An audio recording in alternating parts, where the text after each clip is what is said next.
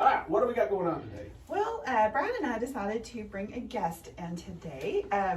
Brian Insurance Agency, of course we handle a lot of business insurance, personal insurance, life insurance, but there is an area that we partner with a company called Employer Benefit Solutions, and that is benefits, group health and benefits, and Rebecca works with that company, and we work with her all the time on group benefits, group health, and for our clients. And so we brought Rebecca in to talk about that today. So Rebecca Hearne is with us today, and we used to be neighbors. We did. We lived out in a really nice neighborhood, and her husband always notified me that he was shooting at pigs that were coming to my house, so be prepared for that. So Jason, thank you for that. But now we've been friends for a long time, so we're glad you're here this morning. Thank you. Good morning.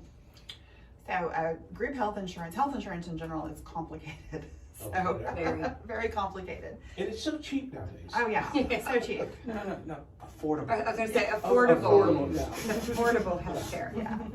So we just thought Rebecca could talk about what qualifies for group health insurance, open enrollment, and just that kind of stuff. Excellent. Sure. So to qualify for a group policy, you have to have at least 2 full-time employees.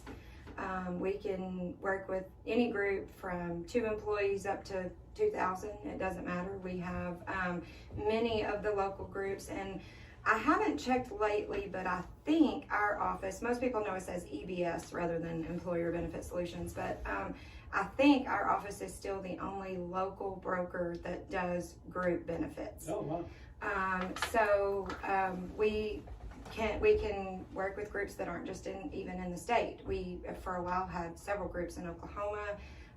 But this is one thing Sonia wanted to discuss is this is typically the time of year that everybody has open enrollment. Open enrollment is your one time each year that you can make changes to your benefits or your elections. Most employers have a January 1 renewal date, so the month of December is your open enrollment period. That's when you can add somebody to your coverage, take somebody off, or change plans if your group offers more than one plan. And this typically applies to all benefits, not just health insurance. So dental, vision, life insurance, voluntary life, retirement, any of those things that have an annual open enrollment, usually they're all at the same time. Outside of open enrollment, the only time you can make a change to your benefits is going to be if you have a qualifying event. And the most common qualifying events are going to be marriage, divorce, birth, adoption, death, or loss of other coverage. So if you're on your spouse's coverage and they change jobs or lose their job or retire, that is a qualifying event to go onto your employer's health plan. You just have to make that change within 30 days of the date of the event.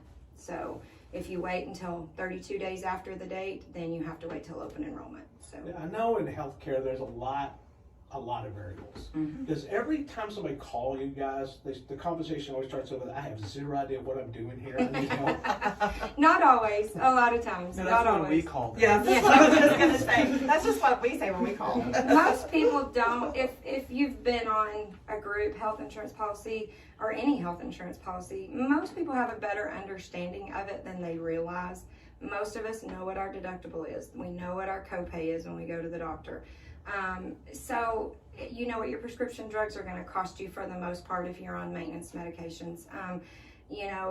Most people understand it more than they realize, and then you get to talking to them and they're like, oh, well, I thought it was this, or I didn't realize I knew this already. And so a lot of times it's fun to let someone discover they know more about it than they really think they do. Okay, I'm fixing to ask a question that maybe God can't answer. I don't know.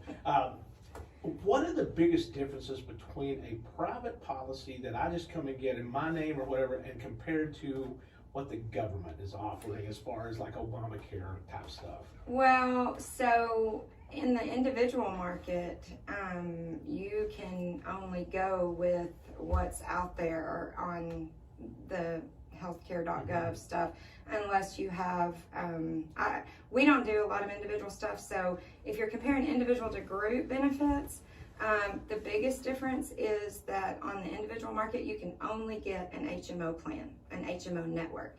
So what a lot of people don't know the difference of is HMO, PPO. So HMO, it's a health maintenance organization. You have to go to your primary care doctor first, or urgent care, emergency room in the case of the emergencies. And then if you need to see a specialist, they have to refer you to a specialist before you can, and it has to be approved by the insurance first. We do have some group policies that have HMO options. Most people are scared of the HMO plans, but they have come a long way in the last 5 or 6 years, and we have a lot of groups that offer HMOs now. Some groups offer an HMO and a PPO option both, and the employees can choose which one they want. On a PPO, you have in-network and out-of-network coverage. On an HMO, you can only go within your HMO network. So that's the difference between group and individual. With group, you have an option to choose HMO, PPO. With individual, you don't. You get what's out there, and that's it. So you're probably better off if you can go on with a company policy than you are trying to get your own. So I got you.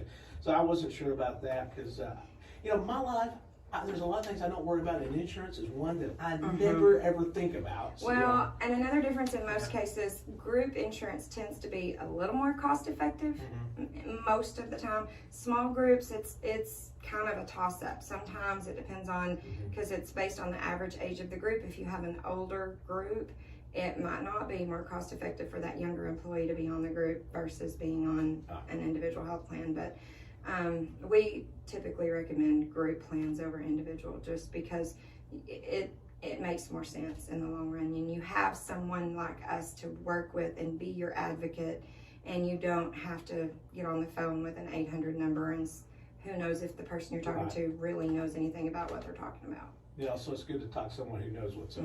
Just like in our family personally, you're a part of the Brian Insurance Group because it's way more cost effective and we get better coverage than if we tried to go individually. Right.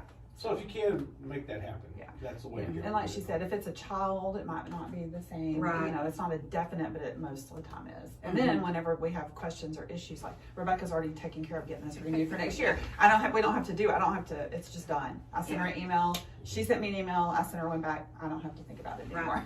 Right. And I'll tell you what, folks, the older you get, the more doctors you're going to go see, the better you need to know about your policy, because I'm telling you, you don't want to get to the doctor and get surprised by something. Right. And I don't pretend to be an expert of it, but we always talk about the big catastrophe things or the things you really need to worry about. Yes, it's good to have the low copay or whatever, but really, if you're ill and you're hospitalized, that's to me a bigger issue than the that's a good point, and I'll give you a personal example. So back in the summer, I ended up with a staph infection, and I got my hospital bill. I spent 5 days in the hospital.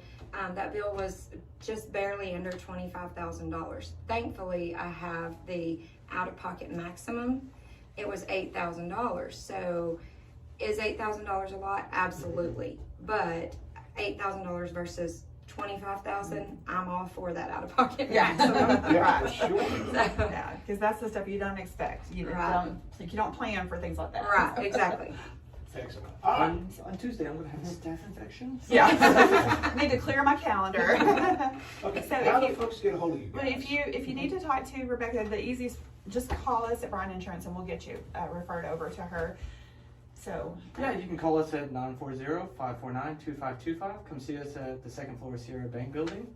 that's in Graham, and then in Hudson Oaks, we're at 817-770-0096, 2950 Fort Worth Highway, Suite 500, Or come see us online at brianins.com. and that's Brian with a Y. All right. Well, we think I'll come by. Thank you for bringing Rebecca. Yes, I haven't seen thank her you in a for while. coming. Thanks for having me. Thanks for coming. Glad y'all are here. And I know the healthcare thing is a lot of confusion, and so it's great we have someone who can solve those problems for us. Absolutely. For sure.